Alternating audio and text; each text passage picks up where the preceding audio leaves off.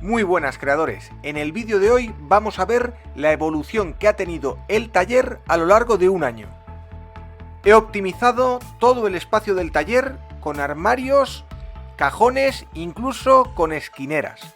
No me he conformado solo con eso, sino que además le he dado un look único. He revestido las paredes de madera, he cambiado la vieja cortina por un ventanal y he mejorado el audio y la iluminación de los vídeos. ¿Tú qué opinas? ¿Cómo ha quedado?